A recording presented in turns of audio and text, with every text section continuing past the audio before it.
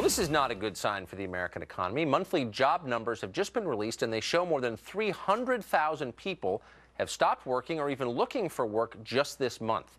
That number is now at its highest since August of 1978 during the Carter administration. So when it comes to getting a job and getting ahead in this country, have Americans just given up? Mia Love is the mayor of Saratoga Springs, Utah, a candidate for the United States Congress, and our guest this morning. Mayor, it's nice to see you this morning. So nice to see you. Is this a revision of the American dream? Are we going to have to change our assumptions about the possibility of getting ahead in this country? I hope not. I mean, many people are concerned about, about the country and where the country is headed. Some people have given up. But I'm telling as many people as possible not to give up. I believe that if we stay in this fight, our best days lie ahead of us. And so, you could see that there are a lot of people that are just discouraged with the way things are going.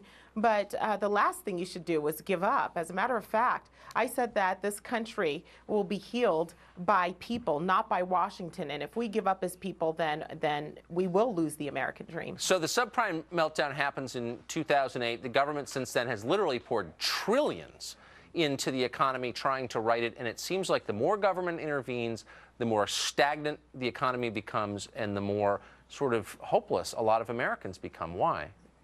Same thing always happens. We've seen it over and over again. The more government involvement, the lower the quality, the higher the cost. I mean, if you think about it, in poverty programs, our country spends over $1 trillion a year to try and end poverty, except it keeps growing and growing and growing, which tells you that it's not working. People are poorer, people are discouraged, and under this president's policies, it's actually hurt the most vulnerable and the poorest among us. These are not abstract issues for you. You have firsthand experience with some of this. Tell us. Well, my parents, I mean, if you talk about the American dream, back in the 70s, my parents immigrated here with $10 in their pockets. They had no worldly possessions. They had no home, no car, just the clothes on their backs. And they were able to find work, work really hard, put 3 kids through school, do everything they can, and realize their American dream. I remember when we moved into our first house that my parents bought, and it was a big deal for them.